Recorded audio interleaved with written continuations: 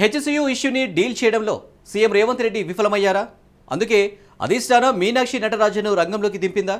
ఏకంగా సచివాలయంలోకి sudden entry ఇచ్చి మినిస్టర్లతో ఎందుకు సమీక్ష నిర్వహించారు? నటరాజన్ రివ్యూతో లీడర్లలో ఆందోళన మొదలైందా? టీ కాంగ్రెస్ ఇన్ఛార్జిగా బాధ్యతలు చేపట్టిన తర్వాత తన రెండో టూర్లోనే మేడం చుట్టూ విమర్శలు జడివాన కురుస్తుందా? ఇంతకీ మీనాక్షి ఎంట్రీతో కాంగ్రెస్ ప్రభుత్వంలో ఏం జరుగుతుంది? రాబోయే రోజుల్లో అటు ప్రభుత్వం పరంగా ఇటు పార్టీ పరంగా ఎలాంటి మార్పులు ఉండబోతున్నాయి? అసలు హెచ్సియుపై ఎలాంటి నిర్ణయం తీసుకున్నారు?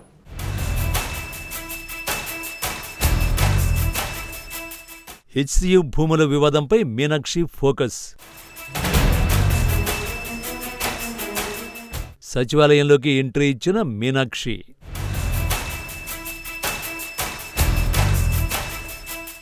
మీనాక్షి తీరుతో మంత్రుల్లో ఆందోళన మొదలైందా?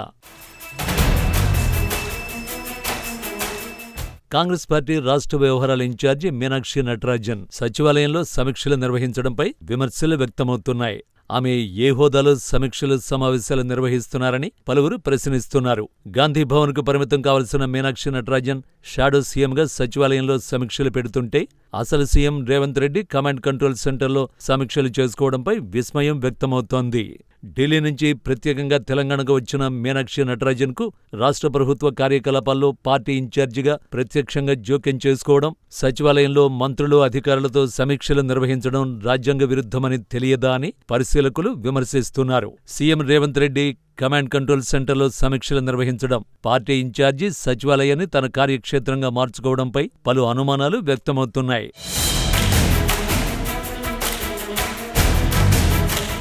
తెలంగాణలో హైదరాబాద్ సెంట్రల్ యూనివర్సిటీ భూముల వ్యవహారం రోజురోజుకి వివాదాస్పదమవుతోంది. కంచె గచ్చిబౌలిలోని 400 ఎకరాల భూముల్ని కాంగ్రెస్ ప్రభుత్వం అమ్మకానికి పెట్టిందన్న వార్తలపై రాష్ట్రంలో తీవ్ర వ్యతిరేకత వ్యక్తమవుతోంది. హెచ్సియు విద్యార్థుల నుంచి మొదలుకొని ప్రతిపక్షాలు, పర్యావరణవేత్తలు, సినీరంగ ప్రముఖుల వరకు అంతా కాంగ్రెస్ ప్రభుత్వ నిర్ణయాన్ని తీవ్రంగా వ్యతిరేకించారు. అంతేకాదు ప్రభుత్వానికి వ్యతిరేకంగా పెద్ద ఎత్తున ఆందోళనలు చేస్తున్నారు. ఈ క్రమంలో విద్యార్థుల ఆందోళనతో పాటు విషయం సుప్రీంకోర్టు వరకు వెళ్లడంతో వ్యవహారం కాస్త సీరియస్ అయింది. దీంతో రేవంత్ సర్కారం మంత్రుల కమిటీని వేసి దిద్దుబాటు చర్యలు చేపట్టినా అప్పటికే జరగరాని నష్టం జరిగిపోయిందని, ఈ విషయంలో పరిస్థితి చేదాటిపోయిందనే వార్తలు పొలిటికల్ సర్కిల్స్లో వినిపించాయట. సున్నితమైన హెచ్సియు వ్యవహారాన్ని సీఎం రేవంత్ స్మూత్గా డీల్ చేయలేదంటూ వచ్చిన విమర్శల నేపథ్యంలో హైకమాండ్ దూతగా రాష్ట్ర పార్టీ వ్యవహారాల ఇన్ఛార్జి మీనాక్షి నటరాజన్ ఎంట్రీ ఇచ్చారు అనేది పార్టీ ఇన్సైడ్ టాక్.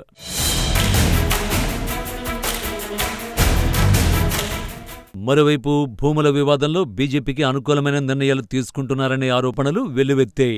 దీనివల్ల దేశవ్యాప్తంగా కేంద్ర విశ్వవిద్యాలయాల అధ్యాపకులు, విద్యార్థులతో కాంగ్రెస్ పార్టీకి ఉన్న సంబంధాలు దెబ్బతింటున్నాయని అధిష్టానానికి నివేదికలు అందినట్టు సమాచారం. ఈ నేపథ్యంలోనే దిద్దుబాటు చర్యల్లో భాగంగా మీనాక్షి నటరాజన్ను హుటాహుటిన హైదరాబాద్కు పంపారని రాష్ట్ర రాజకీయాల్లో జోరుగా చర్చ జరుగుతోంది. ఆఘమేఘాలపై హైదరాబాద్కు వచ్చిన నటరాజన్ నేరుగా రాష్ట్ర సచివాలయంలో అడుగుపెట్టారు. అప్పటినుంచి వరుసగా ఆమె షాడో సీఎం తరహాలో మంత్రులను, బ్యూరోక్రాట్లను, అధికారులను పిలిచి సమావేశాలు నిర్వహిస్తున్నారు. సచివాలయంలో మంత్రులతో సమీక్ష నిర్వహిస్తుండడంపై విమర్శలొస్తున్నాయి.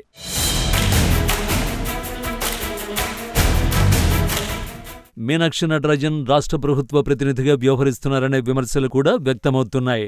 ఆమె విద్యార్థులు, వివిధ ప్రజా సంఘాల నుంచి వినతి పత్రాలు స్వీకరించడం, వారికి న్యాయం చేస్తామని హామీ ఇవ్వడం రాజ్యాంగ నిబంధనలకు విరుద్ధమని సచివాలయ వర్గాలు పేర్కొంటున్నాయి. హైదరాబాద్లో నిర్వహించాల్సిన ముఖ్యమైన సమావేశాలను ఢిల్లీలో ఏర్పాటు చేస్తున్నారని, గాంధీభవన్లో జరగాల్సిన పార్టీ సమావేశాలను సచివాలయంలో నిర్వహిస్తున్నారని కొందరు విమర్శిస్తున్నారు. రేవంత్ రెడ్డి ఇప్పటికే 41 సార్లు ఢిల్లీకి వెళ్లి వివిధ సమావేశాల్లో పాల్గొన్నారని, సంప్రదింపులు జరిపారని ప్రభుత్వ వర్గాలు చెబుతున్నాయి. అయితే అందులో సగం కూడా సచివాలయంలో అధికారులతో సమీక్షలు నిర్వహించలేదని అంటున్నారు.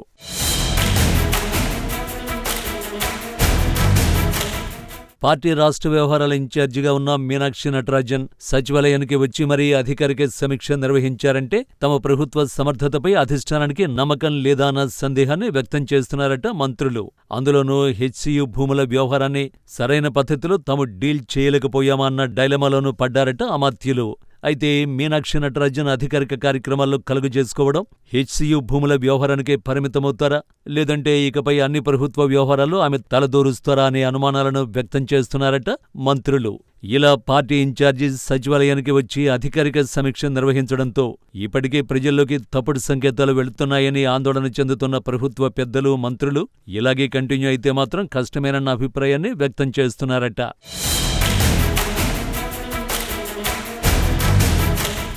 మొత్తానికి హెచ్సియు భూముల వ్యవహారంలో అధిష్టాన దూతగా మీనాక్షి నటరాజన్ ఎంట్రీతో రాబోయే రోజుల్లో ఏం జరగబోతుందన్న చర్చ పార్టీ వర్గాల్లోనే కాదు ప్రభుత్వంలోనూ నడుస్తోంది. పార్టీ వ్యవహారాల ఇన్ఛార్జి గాంధీభవన్కు పరిమితం కాకుండా సెక్రటేరియట్ వరకు వచ్చారు అంటే ప్రభుత్వ సమర్థతపై నమ్మకం లేకనా, లేదంటే తమ పాలనపై ఢిల్లీ పెద్దలకు అనుమానమా అనే ఆందోళన మంత్రుల్లో కనిపిస్తోందట. గతంలో దిగ్విజయ్ సింగ్, గులాం నబీ ఆజాద్ లాంటి హేమహీములు పార్టీ అధికారంలో ఉన్నప్పుడు పార్టీ ఇన్ఛార్జీలుగా పనిచేశారు. కానీ వారు ఏనాడూ సచివాలయంలో సమీక్షలు నిర్వహించలేదని రాజకీయ వర్గాల్లో చర్చ జరుగుతోంది. మరి సింప్లిసిటీకి మారుపేరుగా ఉంటానని చెప్తున్న మీనాక్షి నటరాజన్ సచివాలయంలో 2 సార్లు సమీక్ష నిర్వహించడం రాష్ట్ర రాజకీయాల్లో విస్మయం వ్యక్తమవుతోంది. మరి ఈ విషయం ఎటు నుంచి ఎటు వెళుతుందో చూడాలి.